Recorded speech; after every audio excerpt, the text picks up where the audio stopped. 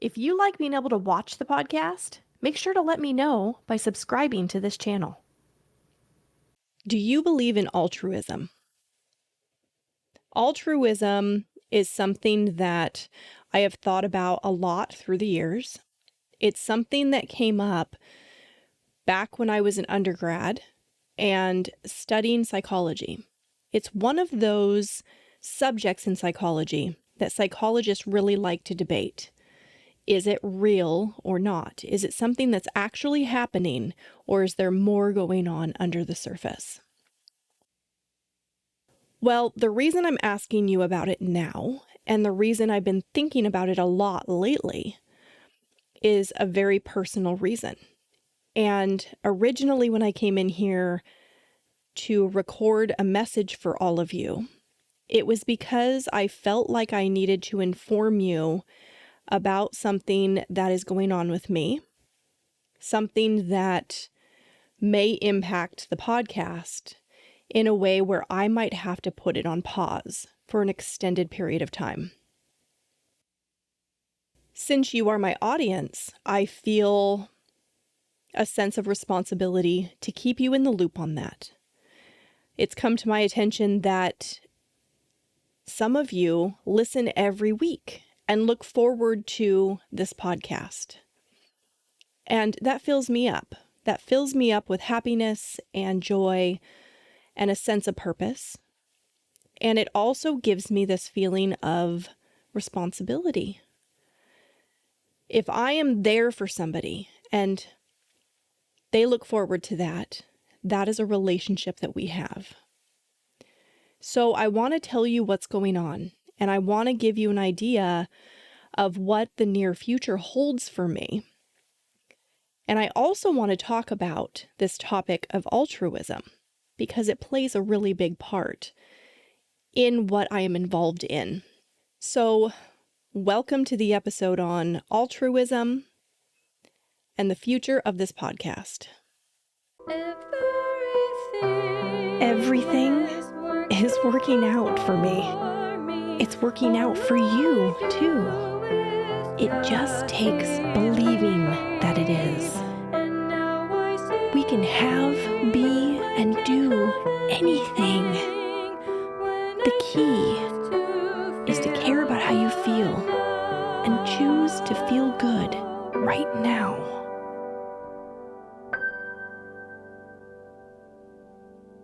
In order to start telling you what's going on, I have to go back a couple months to Christmas time. My husband works for a company locally in Sequim in Port Angeles, and every year they hold a very nice Christmas party over in Seattle where they get rooms for all of us at the Hyatt, and they rent out the ballroom, and there's food and dancing, and it's a really good time. It's when we can get together with everybody from the company instead of just our local chapter. Several years ago, when we were invited to the first one, when John was in a position for the company where he got an invite, we went, and much to my surprise, I came face to face with a childhood friend of mine. Someone else who also works for the company, but a different chapter. And I had no idea that this individual worked for the same company. We were very excited to see each other, and we were able to reminisce and catch up. And every year since, we've looked forward to seeing each other. We see each other once a year at the Christmas party. We always pick up where we left off, and we have a great time together. This person grew up in my neighborhood, and we didn't necessarily go to school together. We're not the same age, and I actually don't remember him from school. I just remember him from the neighborhood. So there's some friends that we have in common.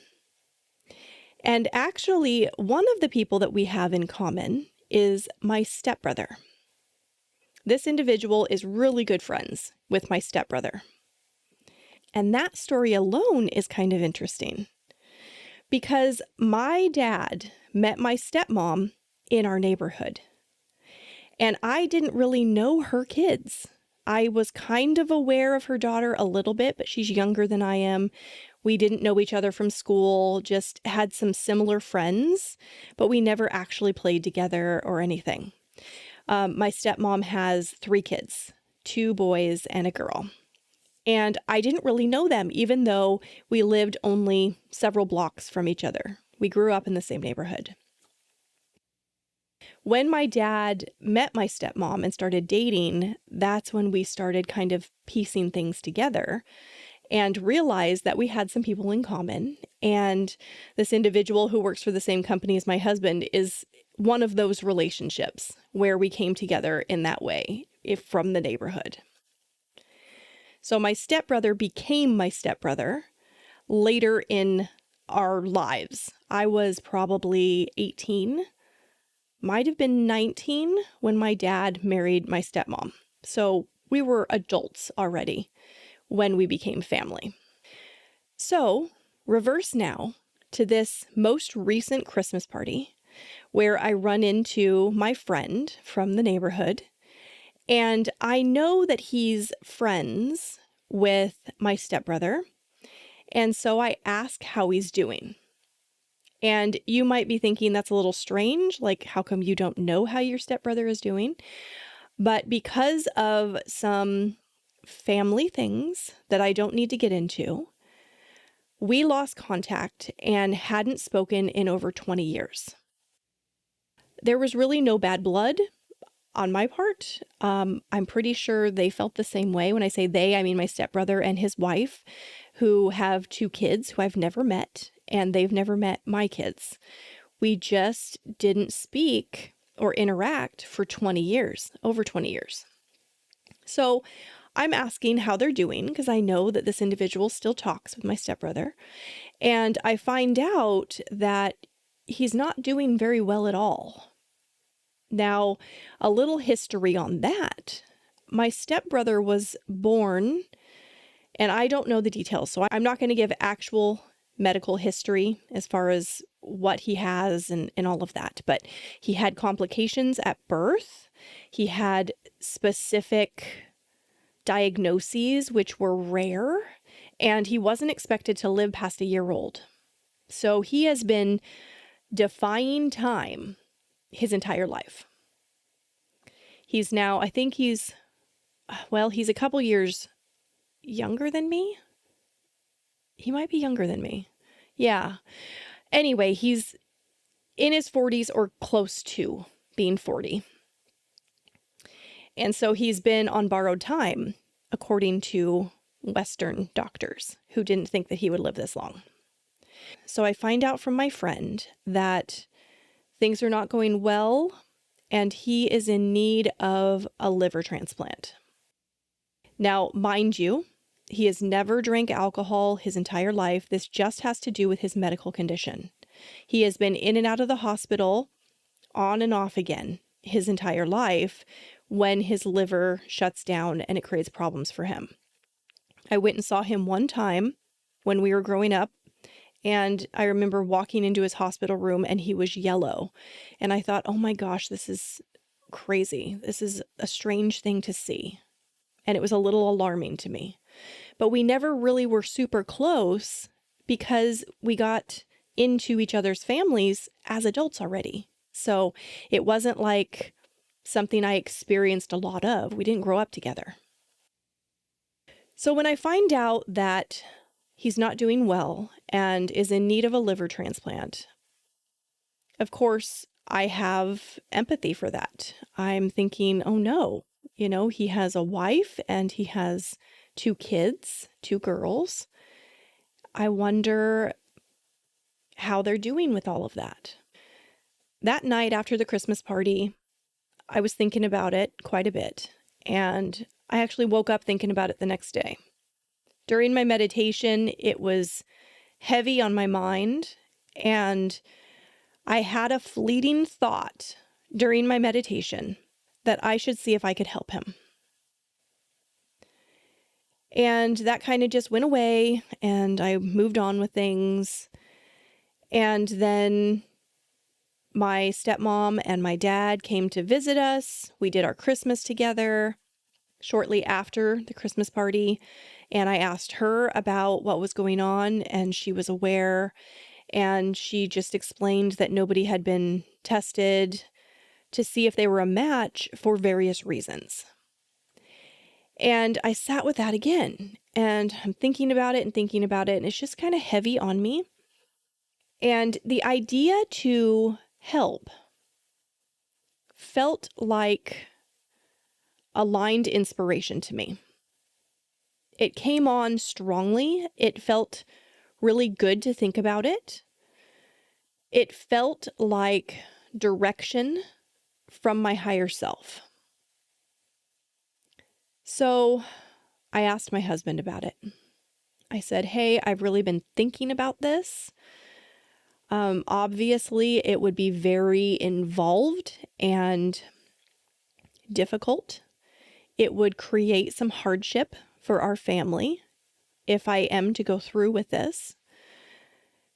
And mind you, my husband has never met my stepbrother, his wife, his kids.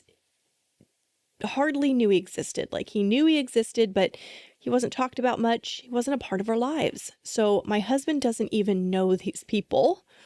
And here I am talking to him about donating my liver to save his life.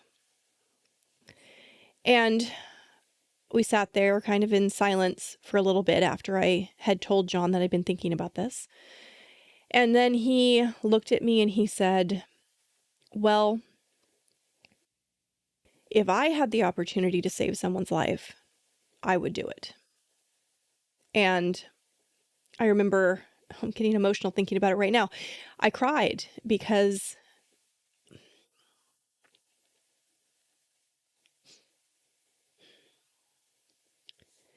he's so supportive of me with everything that I feel inclined to do. He allows me to find my own resonance. He allows my alignment to lead me, and he supports wherever necessary. And I love him so much for it. Not to mention that here he is saying, I would do that too. He's a good person. He's just really special in my life, and I appreciate him very, very much. So I hugged him and I thanked him, and I said, okay, I'm going to reach out and I'm going to let them know that I have this feeling, and I would like to see if they would like to see where it goes.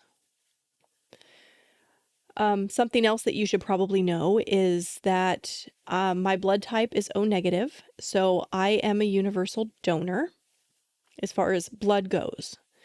And that has always sat with me also. I've always felt like I have this really special gift to help people. Something tangible, something physical about me that can do a lot of good. So I didn't have their phone numbers. I had no way of reaching them. I had put a call into my stepmom, but she didn't answer. So I thought, well, we have a friend in common. So I reached out to my friend from the neighborhood, and I told him, I've been thinking about this since you told me about it at the Christmas party. Would you mind giving me their contact information? I want to reach out. Immediately, he sent it to me. And I immediately turned around and sent a text to both my stepbrother and his wife. Let them know what I was thinking about, that I would like to see if I could be a match and donate my liver for him. And since they haven't known me since I got married, I had to sign my name and put my maiden name in parentheses, just to give you an idea of the disconnect between us for all those years, just so they would know who I am. It was 1 or 2 days later when my stepbrother called me, and we had a really good talk. It was so nice to reconnect. There was no negativity between us. He told me how it's been for him, and as you can imagine, it's been very, very difficult.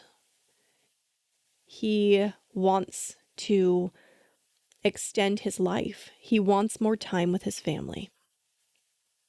Not to mention what they witness him going through, and that kind of hardship that's heavy on their family. When they received the text from me, they had talked to each other, and they were like, well, what do you think? I think that Katie's a pretty genuine person. And he shared that with me, that they had had that conversation. And I confirmed, yes, I really do mean this. This is something that settled in me in my heart. This is something that came on like an inspired action kind of feeling. And I'm trusting that and I'm following it. So we reconnected and it was a great conversation. I reassured him that I mean it, to let me know what I can do. He had had some appointments coming up that were going to allow him to have the conversation with his surgeon to try to find out if a living donor would be an option for him, because he has some other physical aspects of his body that are different than other people.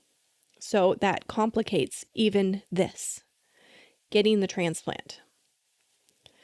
So then we didn't speak for a while until I got a text from him letting me know that he was back in the hospital.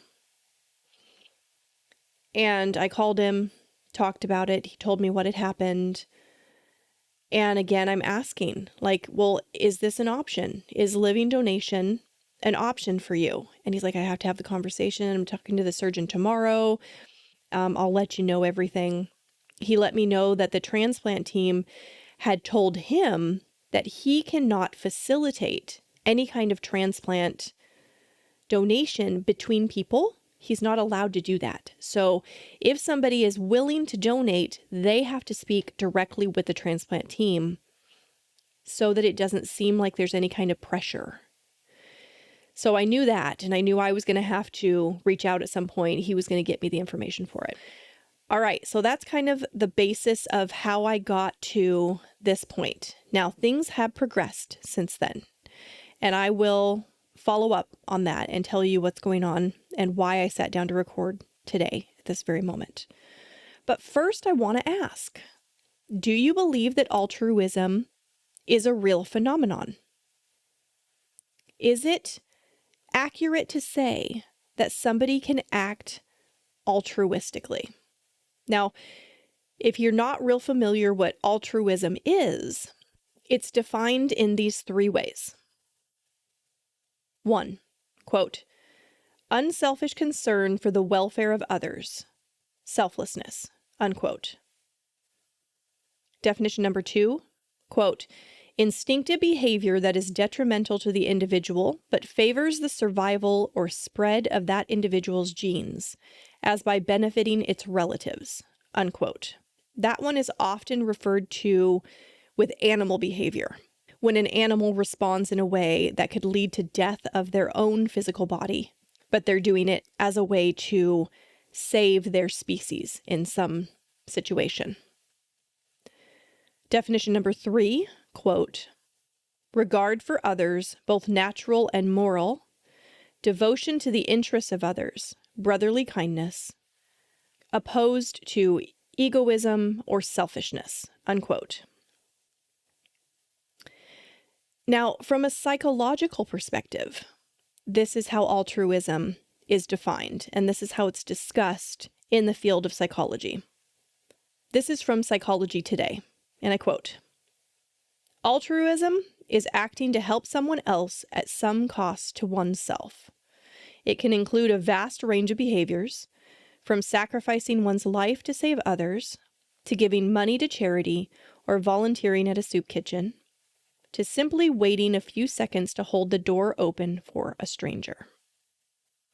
Often people behave altruistically when they see others in challenging circumstances and feel empathy and desire to help, unquote. Now, I am definitely in this process because of that inspired action feeling that swept over me. Because I felt like my higher self was leading me in that moment, and I trust that. I trust my intuition. I also have a great deal of empathy for this situation, for my stepbrother, for his wife, for his kids, for his mom.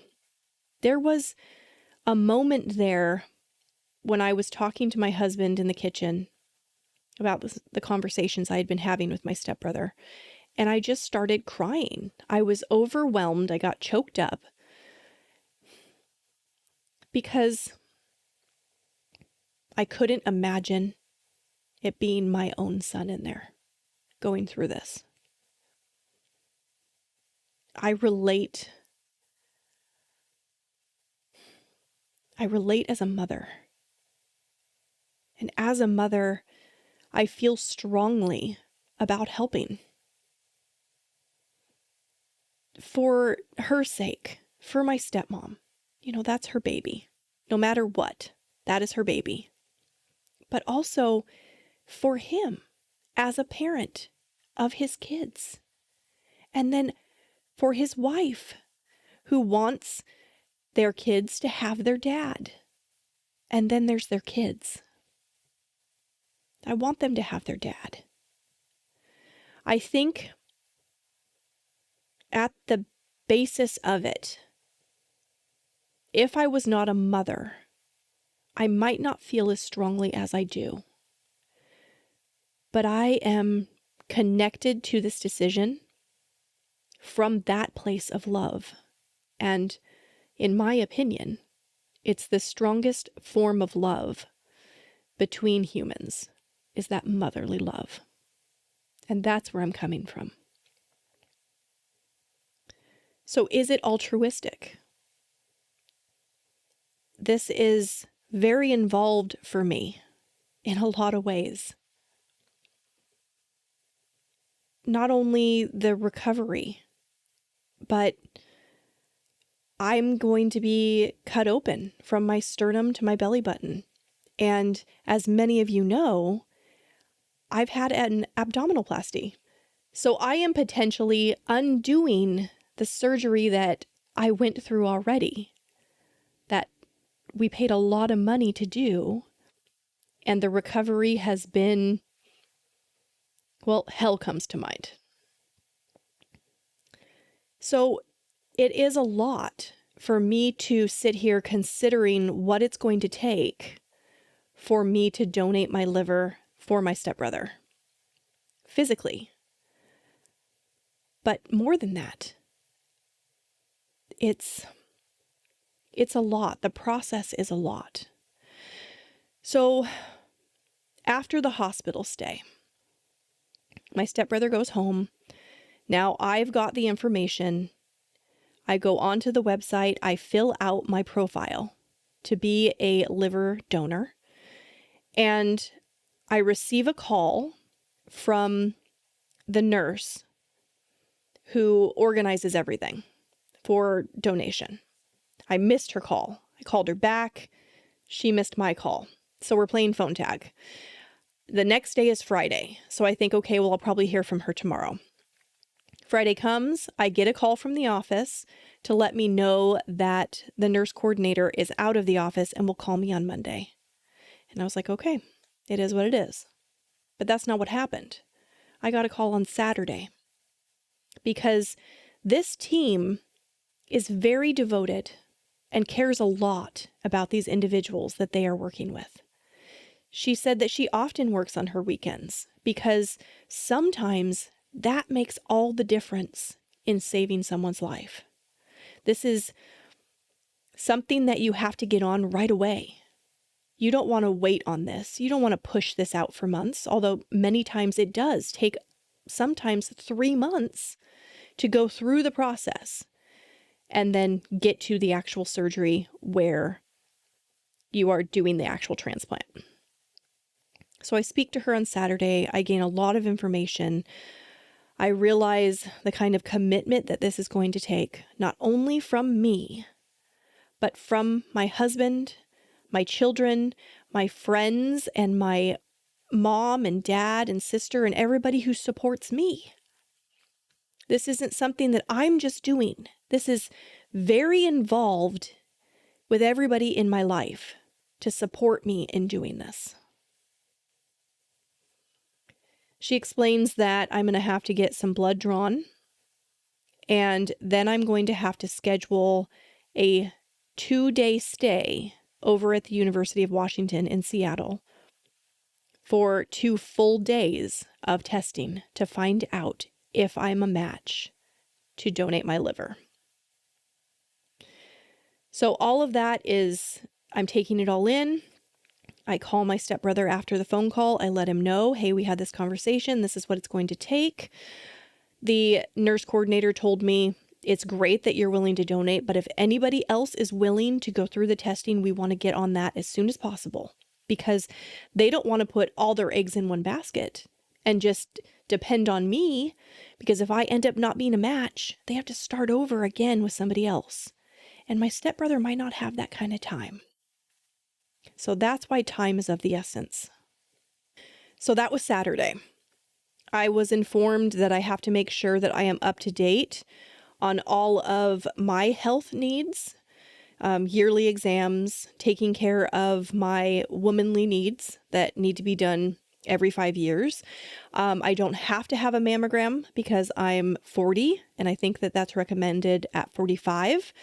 No need to do a colonoscopy. I'm not that old yet. So I was within a lot of range for ease and getting this going quickly. And since I am up to date on everything, all I really needed to do was the blood work, which sounds like an easy thing to do, but I live in a remote place. And in order for me to go get my blood work done at the lab that they want me to go to, I would have to drive an hour away and then an hour back home, which is not a big deal. Totally willing to do that. So, okay, that was the conversation Saturday. Now here we are. It is Monday. I get a call from the UW, and they let me know that the surgeon wants to see me this week. And I'm thinking, wow, this is happening really fast. And that tells me a lot. That tells me a lot about the urgency of it. So in my mind, I'm like, okay, let's see. I have 2 people scheduled to record with tomorrow. I have a pre-interview call on Wednesday. I was pretty sure I had a recording set up for Thursday, which turned out I don't. And she was telling me the surgeon really wanted to see me Thursday and Friday, so that worked out fine. I let her know that I was good on everything else. I just needed to get the blood work done. Well, they wanted me in so badly this week that they just said, we'll take care of it while you're here. So as of right now, it is Monday. Wednesday, I'm going to go stay the night at the UW district in a hotel, start testing early Thursday, which goes all day, spend the night again, go back Friday for another full day of testing to find out if I'm a match for liver donation for my stepbrother. Now, to give you an idea of what this is going to entail, it is a slew of tests and meetings. I have to meet with 8 or 9 different people while I'm there. And there's so much blood that they need to take. They have to split it between 2 days. So I will have a blood draw Thursday and a separate one done on Friday. So now to make all this happen, I have to call my husband, right? Like, okay, they want to see me this week. What are we going to do with the boys? He's like, whatever, we'll figure it out. Don't worry about it. Just go ahead and schedule it and we'll make it happen. So I'm thinking about this. I'm thinking, wow, this is all happening really fast, which is kind of a good thing because, well, for one, my stepbrother needs it, right? He's not doing well. And 2, we're still in a period of time where my husband isn't super busy at work. And that was a concern I had because as soon as I go in, if I am a match and I donate my liver, the recovery for me is 3 months afterwards where I'm going to need support. And if John is in his busy season at work, And I'm not saying it wouldn't happen because I know him and his support for me. He would do anything. But it would definitely be a hardship because afterwards I need a caregiver for me and a separate one for my kids. So here we are. Now, if I am to do this, I'm sure you understand why I started off the episode by letting you know that I might have to put the podcast on pause. That's not an easy thing for me. I am type A in a lot of ways, and I have committed to a weekly podcast episode to all of you. That's something that I feel responsible in doing. But it is also something I'm going to have to let slide if I'm going to go through with this. Because pushing to meet that demand is not going to align with my recovery and what I'm going to need in order to go through this process and not be completely stressed out. So I just wanted to let you know where things stand right now and what the possibility is for the future. As for the topic of altruism, I really want to know, do you think that it exists? Is altruism real? Do people really act out in a way that is complete selflessness? If I told you I was going to donate my liver to my stepbrother, that might feel like, well, sure, I mean, that's your family. But when I tell you I haven't had a relationship with this person in over 20 years, does that resonate with you? Does that resonate with something that you would still be willing to do? For me, it came from guidance from my higher self, which I trust 100%. And that felt good to me. But that right there, is it altruism if it feels good to the person? Or is that good feeling what they're getting out of it? Is it still altruism at that point? Are you really doing it just for the sake of another if it makes you feel good to do it? And that's the question. That is the discussion in psychology. Do humans truly act altruistically when it has a certain feeling for them when they behave that way? Or maybe they're behaving in that way to receive something else.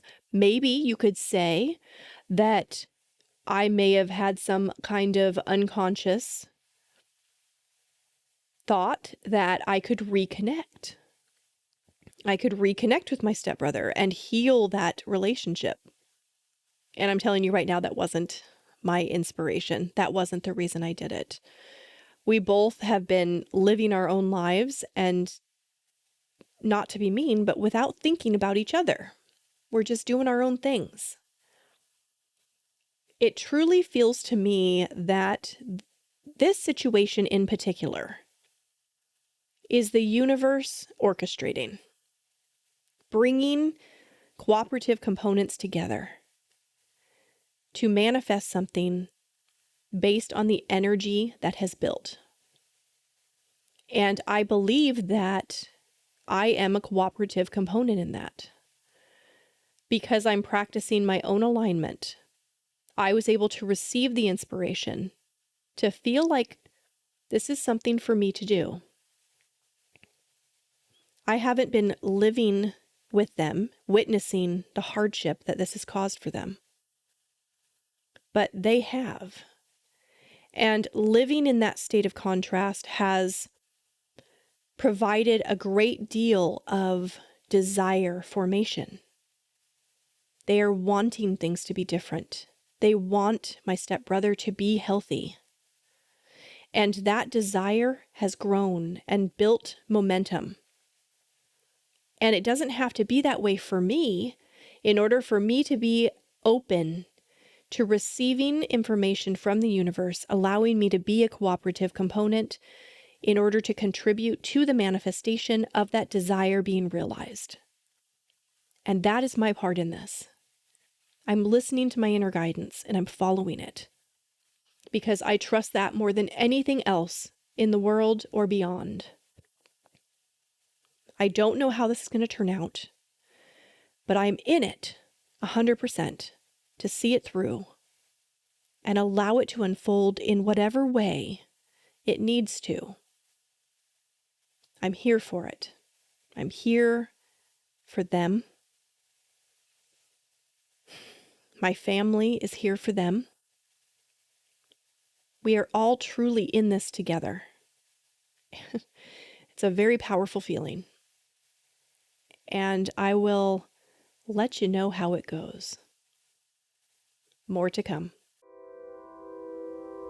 If you're enjoying the podcast, you can show your support by leaving a rating and a review on your favorite podcast platform. You also can follow Dr. Williams' podcast on all social media platforms and subscribe on YouTube and by going to www.drwilliamspodcast.com. Deliberate creation is the key to living life satisfied, and that is my wish for all of you.